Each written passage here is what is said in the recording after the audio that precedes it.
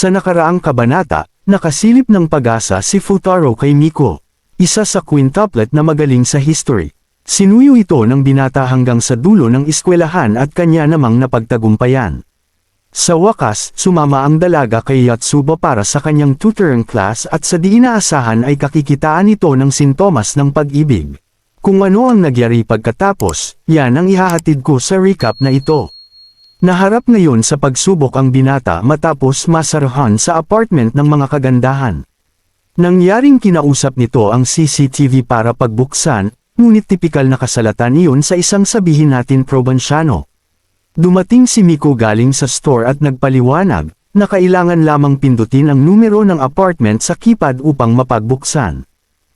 Nagpalusot pa sana ang binata ngunit bisto siya ni Miko. Hindi man maganda ang umpisa subalit pinasundan iyon ni Miko ng ngiting ganado para matuto.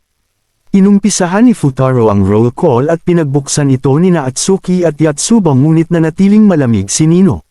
Sa kwarto ni Ichika ay nakahilata pa din ito, nang makita ni Yotsuba ang marubdob nitong kasuotan. Nais iyong ipasuot ni Ichika sa kapatid kapalit ng mga pambata nitong damit, na ikinahiya naman nitong marinig ni Futaro. Ganun pa man, naisip ni Yotsuba na subukan ang kasuotan kaya tinanong sana ang binata. Subalit wala itong oras magpapuri kung kaya't napasimangot na lang siya. Sa huli, si Nino lang ang absent sa tutoring class. Kaya naman kahit may sariling mundo si Atsuki at gustong matulog ni Ichika ay napangiti pa rin ang binata. Positibo nitong inisip na kailangan niya lamang pagbutihin pa at makukuha rin ang magandang resulta. Sa kasamaang palad, pinutol iyon ni Nino na ngayon ay tila may balak na naman.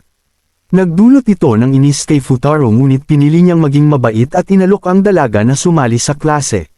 Subalit nanatili itong malamig.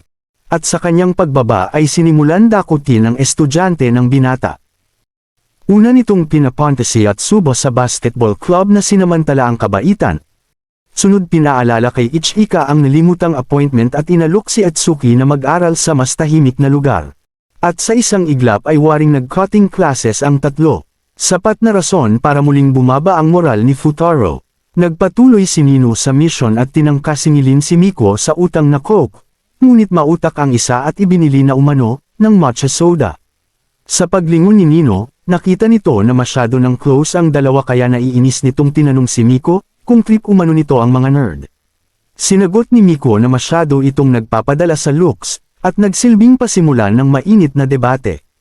Palibhasa kasi wala kang alam sa fashion, nagsalita ang may maitim na kuko. Bago pa humantong sa kalbuhan ng eksena, human na si Futaro at pinatigil ang dalawa. Sa isip niya ay oras ito ng klase at hindi para magdebate kung ugali o looks ang mas mahalaga. Sinang-ayunan ni Miko at huwag na umanong papansin ang kapatid, nang magutom bigla ang binata. Mula dito, naghamon si Nino sa contest ng Inner Beauty, kung saan pagluluto ang tema at si Futaro ang huhusga. Tinanggap iyon ni Miko at nagsimula na silang magbardagulan sa pagluluto. At sa wakas, oras na ng paghuhusga. Confident si Nino sa niluto habang nag-aalangan si Miko sa umres na baka ikasakit ng tiyan ni Futaro. Magkaganon pa man tinikman iyon ng binata at dahil laki ito sa hirap ay humusga ng patas umanong masarap. Bagay na hindi nagustuhan ni Nino na mas lalo pang nainis, matapos makita ang kapatid na tila kinilig sa naging resulta. Sa hugasan, nabanggit ni Futaro kay Miko ang kapatid na mainitan ng ulo, at parang di umano sila magkakasundo. Di ito sinang-ayunan ni Miko, pagkat kailangan lang ng binata na intindihin ang pinanggagalingan nito. Litong nagtanong si Futaro sa dapat gawin at sinagot ito ng dalaga, na bilang lalaki ay tungkulin iyong alamin ng binata. Agad siyang sinubak ng maiwan ang flashcard at bigyang pahintulot ni Miko para kunin iyon dahil naliligo. Sa pagbukas niya ng pinto ay dinatna ng isang chicks na nakatawel, ngunit ayos lang umano ito dahil manhid naman si Miko. Lingid sa kaalaman, si Nino pala iyon na sa kapakanan ng plot ay kailangan ng contact lens para makakita ng maayos. Nag-akala ang dalaga na si Miko ang kausap habang toranta nang hinanap ni Futaro ang lens na pinapahanap ng dalaga. Dahil dito, tinulungan na siya ng dalaga na pilit inaabot ang lens. Nagresulta para mapinsala ang mandirigma mula sa malambot na haplos ng Hati Hashira. Sa kanyang pagtakbo, dito na nasambit ni Nino ang pagkainis sa binata. Lumalabas na gusto ng dalaga na kanila lamang ang apartamento at ayaw tumanggap ng sinong bisita. Subalit dahil sa kapangahasan ay naligay ang dalaga sa alanganin, kaya agad nang umaksyon ang binata upang iligtas ito. Sa matamis na sandali, naisip na ni Futaro ang bunga ng panghihimasok. Sa panig ni Nino, kabado itong nagtanong kung sino ang naroon ngunit wala siyang sagot na narinig. Dahil dito, humingi na ang dalaga ng tulong kaya todo paliwanag na ang binata. May kukunin lang ako, ano? Kukunan mo ako ng litrato. Tulong may manyak dito. Ito ang palitan na pumukaw sa atensyon ni Atsuki, na agad kumuha ng ebidensya para ipasa ang kaso sa husgado.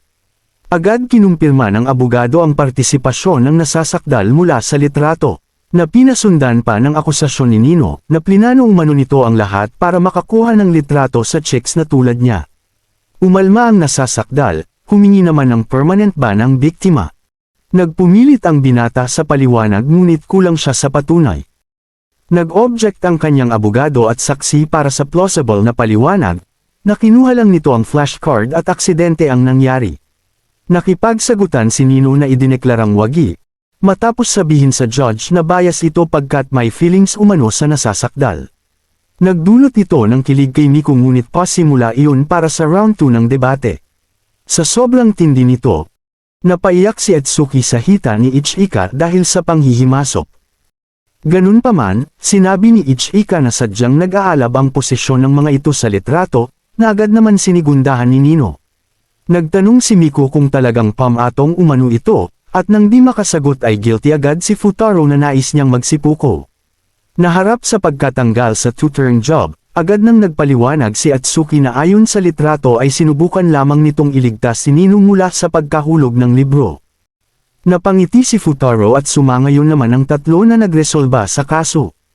Sa isang dako, uminit ang ulo ni Nino dahil hindi nito tanggap ang resulta ng pagreklamo.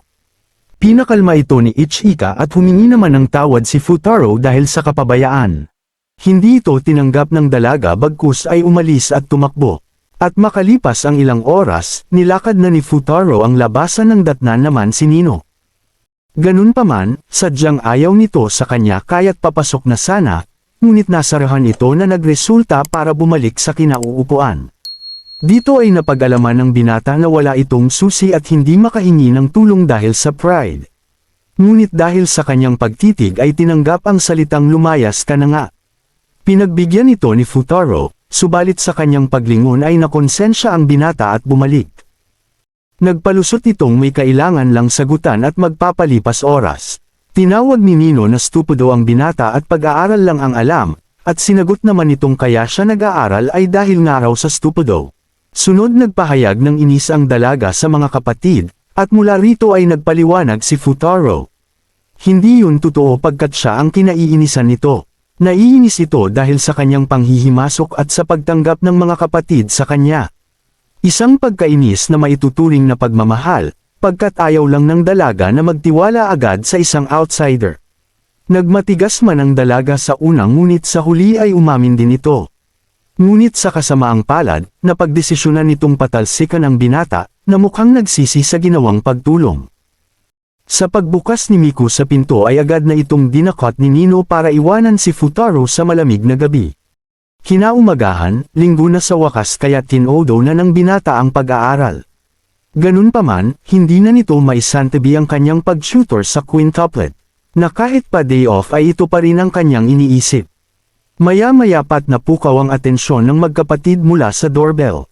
Nag-akala si Futaro na mininingil ito ng utang subalit si Atsuki pala iyon.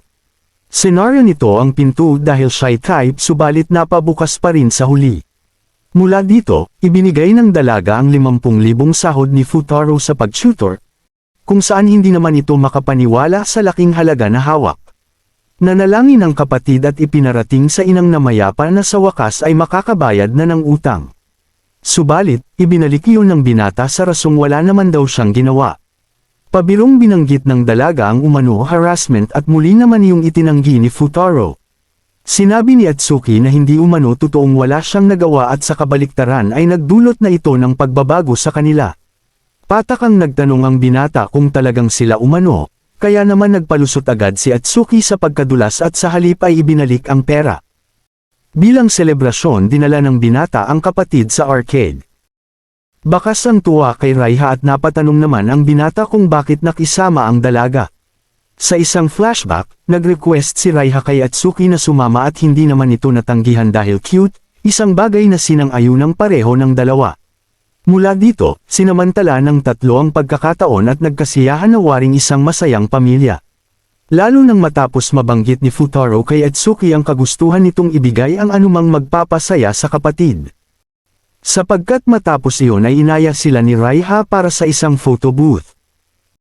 Tatakas pa sana ang nerd subalit binalik agad ng dalaga ang mga sinabi niya kaya't napalaban na nga. Nagkahiyaan naman ang dalawa matapos maisip na para na silang pamilya. Ngunit si Raiha ay lubhang natuwa at pakislap na nagpasalamat. Sa lakad pa uwi sumagi sa isip ni Futaro ang pag-aaral kaya napatakbo agad si Atsuki dahil ayaw mag-homework. Habang naghabulan, nakita naman ni Raiha ang umano apat pang Atsuki.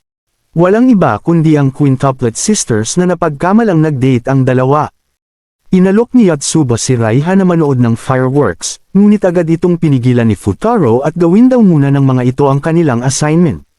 Nagresulta para muling magpakyut ang kapatid na hindi natanggihan ng binata. Ganun pa man, pinatapos muna nito sa kwentet ang takdang aralin kaya't napareklamo agad si Nino sa kanyang first attendance. Pagkatapos nito, walang lakas na umupo si Futaro sa isang tabi pagkat isa siyang nerd na di makarelate sa fireworks festival. Dito naman siya kinumusta ni Atsuki subalit mas piniling maniguro, dahil hirap kilalanin ang quintuplet kapag nakaayos.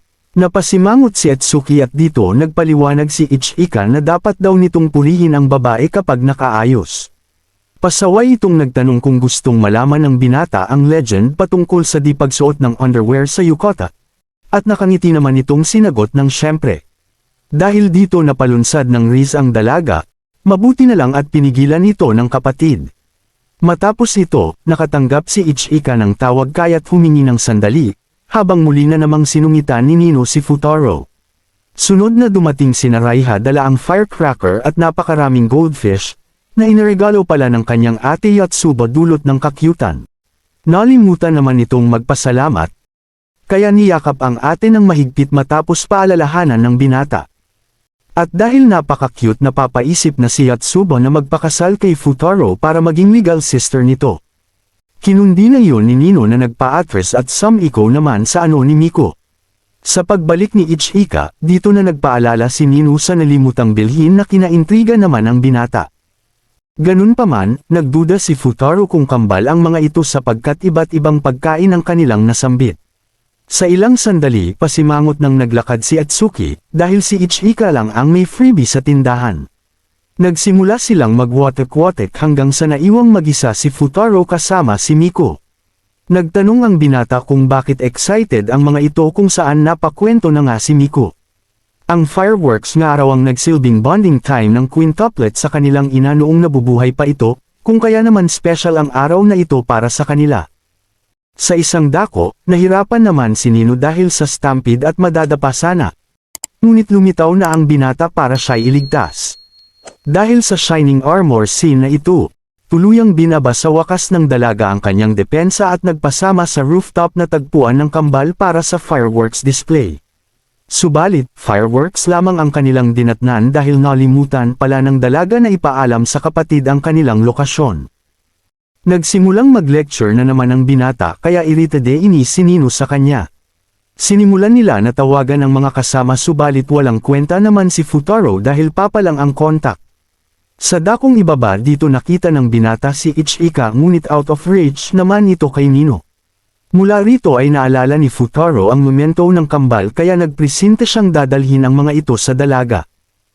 Ngunit bago umalis nagpahayag munang pareho ang dalawa ng di pagkagusto sa isa't isa.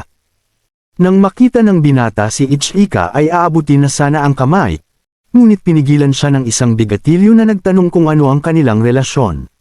Dahil nerd si Futaro, nalito di taranta ito bago malaman ang isasagot kaya't natakasan siya ng mga ito.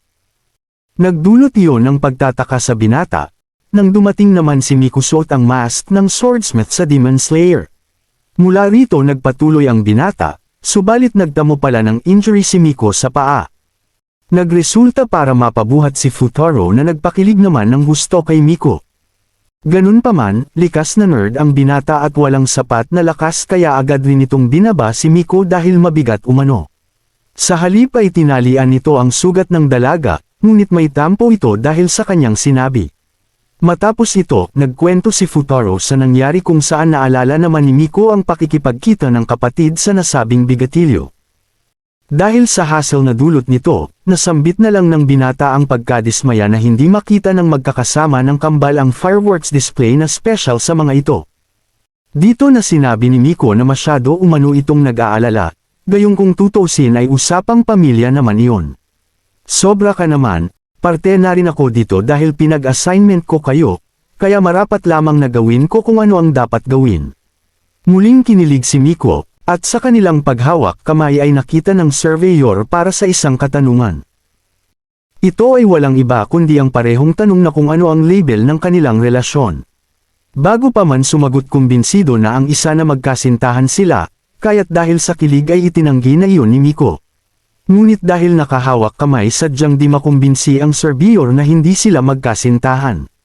Matapos maging conscious, binawi na nito ang kanilang mga kamay para magpalusot.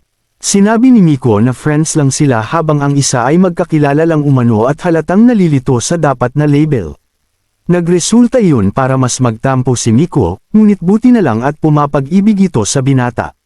Nakita nito si Atsuki kaya agad nang pinuntahan ng binata. Subalit sinalubong naman siya nito ng nakasimangot na mukha. Habang pabalik, tinanong ni Futaro si Atsuki sa label ng relasyon, at walang hesitasyong sinagot ng dalaga na strangers lang sila. Sa pagpapatuloy ni Atsuki lumitaw bigla si Ichika sa likod ng binata at agad itong dinakot na pakislap-kislap pa. Matapos makarating sa isang sulok dito na nagbanta ang dalaga na huwag umano nitong sabihin ang nangyari kanina. At habang nagkomprontahan sila ay mag-isang minamalas ng kambal ang kumikislap na sandali. Dito muna nagtatapos ang recap. Palike naman kung iyong nagustuhan. Hanggang sa muli.